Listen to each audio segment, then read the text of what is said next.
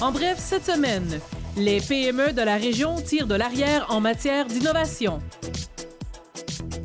La commission scolaire des Trois-Lacs se fera entendre aux auditions du projet de loi 40.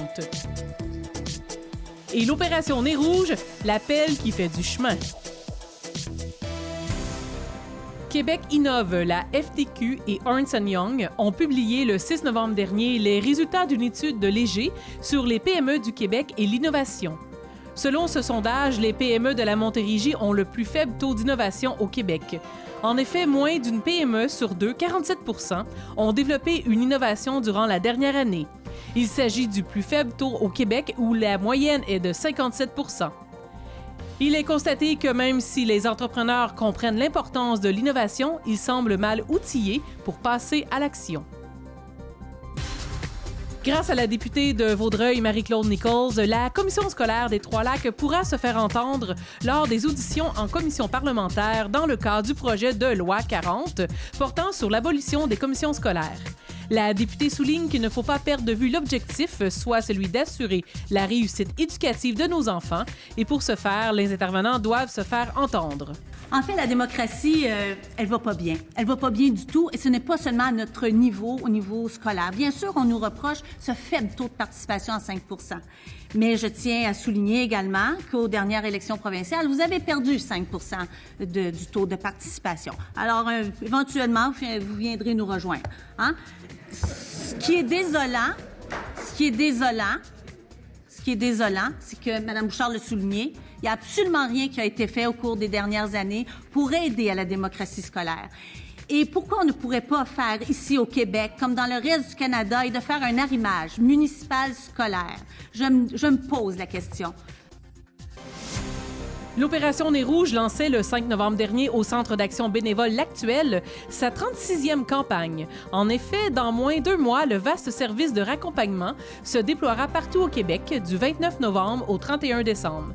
Grâce au thème « L'appel qui fait du chemin », la nouvelle campagne souligne la pertinence du service offert par Nez Rouge.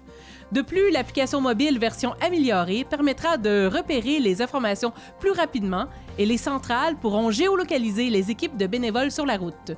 Ceux qui désirent s'inscrire comme bénévoles doivent se rendre sur le site web opérationnezrouge.com. C'est sûr que de par notre mission comme centre d'action bénévole et comme maître d'œuvre, on a un rôle important au niveau de la sensibilisation, de l'information et de la promotion du bénévolat, bien important parce que c'est un organisme qui œuvre qu'avec des bénévoles. Donc, c'est plus de 300 bénévoles qui participent annuellement aux campagnes de Vaudreuil. Donc, on en a toujours besoin. C'est important de s'inscrire. On lance le défi cette année aux gens de choisir une personne, de les inviter à participer comme première expérience bénévole à l'opération Nez Rouge Vaudreuil-Dorion. C'est vraiment un organisme qui ne vit que par des bénévoles.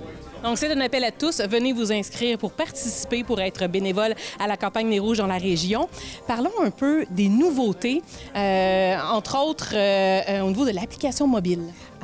Au point de vue de l'application mobile, cette année, ce qu'on a de nouveau, c'est la géolocalisation. Pas facile à dire le mot. Alors, les gens ne seront pas obligés d'appeler la centrale. Tout va se faire automatiquement. Alors, si vous avez fini votre accompagnement, vous rentrez vous-même comme quoi que c'est complet et automatiquement, vous allez avoir la nouvelle adresse que vous allez vous présenter et le nom de la personne, toutes les informations que vous avez besoin pour aller chercher votre prochain raccompagnement. Donc, c'est simple, c'est facile. On télécharge l'app sur notre téléphone. 2-3 clics et on est en route. On est sur la route. C'est en plein ça. Merci beaucoup. Bonne campagne, mesdames. Merci beaucoup. Merci beaucoup. Tout au long du mois de novembre, c'est l'artiste-sculpteur Roger Brabant qui sera l'artiste en résidence à la maison Félix Leclerc. Il créera la base cour de Félix où seront réunis poules, coqs, poussins et oiseaux. Le nom de chaque œuvre sera inspiré des chansons, des poèmes et du quotidien de Félix Leclerc. Le public est invité à y participer durant les fins de semaine du mois de novembre. Ils viennent ici, puis moi, dans la semaine, je crée ensemble les poussins de Félix. On va créer le poulailler de Félix qui va avoir le vernissage le 29 novembre. Et j'invite les gens à venir m'aider à créer le poulailler de Félix. Alors, moi, dans la semaine, Je vais dans le poulailler, je ramasse des œufs, puis les poussins viennent au monde. Je les fabrique au courant de la semaine parce que ça prend 1 heure et plus de fabriquer des poussins selon la grosseur. Et je les préassemble et le monde, ils viennent, ils choisissent un poussin en haut sur le joucoir. Et puis ils descendent en bas, ils s'assoient, puis on se met à l'ouvrage, puis on jase. Les 27, 28 et 29 septembre dernier, sur le site patrimonial Sainte-Jeanne-de-Chantal à Notre-Dame de l'Île-Perrot, les visiteurs étaient appelés à choisir le nom pour la fleur emblème du site, l'hémorocaille. Le nom qui a gagné la faveur du public est Mademoiselle Jeanne, faisant référence à la Jeanne de Sainte-Jeanne-de-Chantal. Il réfère également à Jeanne Pilon, fille de Wilfrid Pilon et Albina Lalonde, propriétaire d'un magasin général au village. De plus, une pouponnière pour plantes a été installée près du presbytère et est prête à accueillir des plantes en prévision des jardins du site qui seront développés au printemps prochain. Suite à l'événement de dévoilement des lauréats de la première édition des bourses d'initiative en entrepreneuriat collectif de la Montérégie, c'est la coopérative de solidarité C'est Sûr qui est lauréate pour le territoire de la MRC de Vaudreuil-Soulanges. Celle-ci est récipiendaire d'une bourse de 10 000 $ afin d'être soutenue dans son projet d'acquisition d'outils technologiques performants qui permettront d'améliorer la qualité du service de fibre optique offert aux membres. Une deuxième édition devrait être annoncée au courant de l'hiver 2020.